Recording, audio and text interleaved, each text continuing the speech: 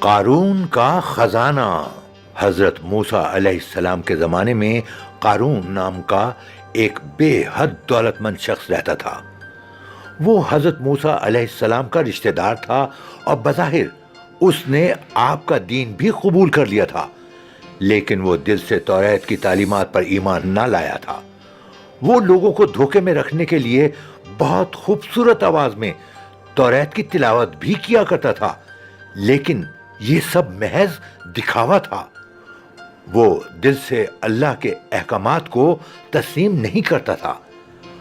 قارون کو فرعون کے دربار میں بھی اہم مقام حاصل تھا۔ فرعون نے اسے اپنا مالیاتی مشیر مقرر کر رکھا تھا۔ اس قدر عزت اور اہمیت ملنے کے بعد قارون بہت مغرور اور لالچی ہو گیا تھا۔ اس کا تکبر اس حد تک پہنچ گیا تھا کہ وہ کھلم کھلا شرک میں مبتلا ہو گیا تھا۔ قارون فصلوں کو پیشگی سستا خرید لیتا اور بعد میں مہنگے داموں فروخت کرتا۔ یوں اس نے ذخیرہ اندوزی کی بنیاد رکھی۔ وہ کاروباری معاملات میں بھی دھوکے اور بے ایمانی سے کام لیتا، سود کھاتا اور جتنا ہو سکتا تھا غریبوں پر ظلم کرتا۔ اسی قسم کے کاموں سے اس نے بہت زیادہ دولت اکٹھی کر لی تھی۔ ایک وقت ایسا بھی آیا کہ اس کی دولت کا حساب کرنا ممکن نہ رہا۔ یوں وہ زمین پر موجود سب سے امیر انسان بن گیا۔ اس کے خزانے اس قدر تھے کہ ان کی کنجیاں اونٹوں پر لاد کر ایک سے دوسری جگہ لے جائی جاتی۔ قارون نے اپنی دولت سے بہت عمدہ محل بھی بنا رکھا تھا۔ اس نے اپنے محل کے در و دیوار کو سونے اور مختلف قسم کے جواہرات سے مزین کیا، حتیٰ کہ اپنے گھوڑوں اور اونٹوں کو بھی سونے، چاندی اور جواہرات سے سجایا۔ اسے اپنی دولت کی بے جا نمائش کا بہت شوق تھا۔ مال و دولت کے ساتھ ساتھ قارون کے پاس سینکڑوں غلام اور کنیزیں بھی تھیں۔ وہ ان کے ساتھ بے حد برا سلوک کرتا اور انہیں مجبور کرتا کہ اس کے سامنے زمین پر گر پڑیں اور اس کے پاؤں کو بوسہ دیں۔ قارون کے پاس یہ شیطانی کرتوت دیکھ کر بعض عقل مند اسے نصیحت کرتے ہوئے کہتے، اے قارون، یہ عالیشان محل اور یہ سب دولت کس لیے ذخیرہ کر رہے ہو؟ کیوں لوگوں پر اتنے ظلم ڈھاتے ہو؟ اللہ تعالیٰ کو کیا جواب دو گے؟ لوگوں کا حق کیوں پامال کرتے ہو؟ غریبوں اور ناداروں کی مدد کیوں نہیں کرتے؟ قارون غرور و تکبر میں جواب دیتا کہ کسی کو بھی مجھے نصیحت کرنے کا حق نہیں پہنچتا۔ میری مرضی کہ میں اپنی دولت کیسے اور کہاں خرچ کرتا ہوں، یہ سب میری دن رات کی محنت کا ثمر ہے۔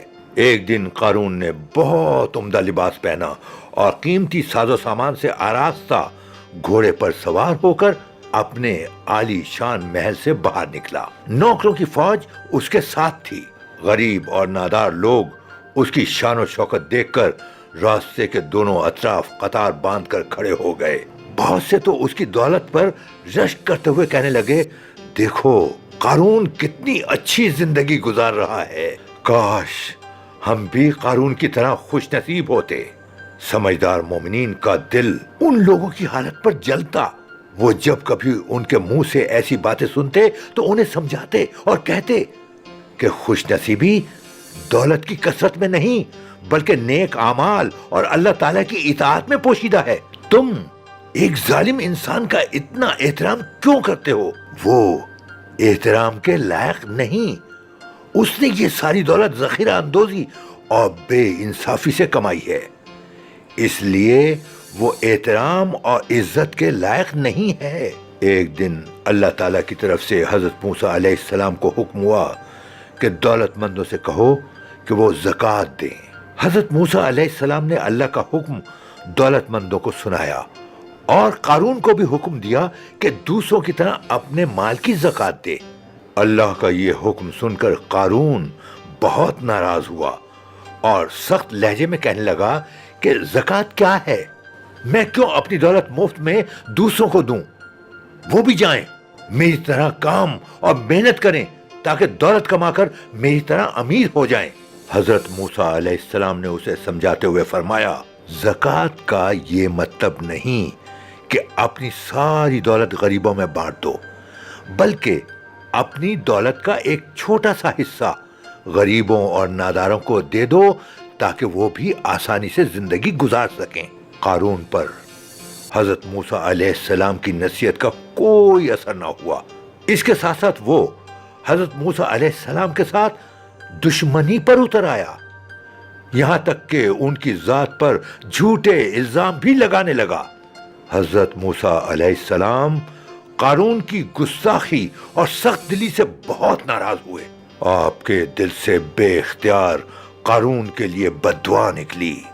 اللہ تعالیٰ کے حکم سے زمین لرزی اور ایک شدید زلزلہ آیا، اور لوگوں کے دیکھتے ہی دیکھتے قارون کو اس کے محل اور تمام خزانوں سمیت زمین نگل گئی۔ یوں اس حریص کے ظلم کا خاتمہ ہو گیا۔ یوں قارون خالی ہاتھ آخرت کی طرف روانہ ہوا تاکہ وہ اپنے برے کاموں کی سزا کو دیکھے اور اسے عذاب دیا جائے کہ آخرت کا عذاب سخت اور دائمی ہے۔ اس وقت وہ لوگ جو قارون کو سعادت سمجھتے تھے اور اس کی دولت کی آرزو کرتے تھے، اپنی غلطی کی طرف متوجہ ہوئے۔ انہوں نے سچے دل سے توبہ کی، کہا کہ اللہ اور اس کے رسول کا حکم نہ ماننے کا کتنا برا انجام ہے۔ بحیثیت مسلمان ہمارا فرض ہے کہ اپنے پیارے نبی آخر الزمان حضرت محمد صلی اللہ علیہ وآلہ وسلم کی تعلیمات پر عمل کریں اور اللہ تعالیٰ کے احکامات کی سچے دل سے پیروی کریں۔ اللہ تعالیٰ ہمیں نیک راہ پر چلنے اور غریبوں کی مدد کرنے کی توفیق عطا فرمائے، آمین۔ قارون کا قصہ قرآن پاک میں سورۃ القصص، سورۃ المومن، سورۃ العنکبوت اور سورۃ الطارق میں بیان ہوا ہے۔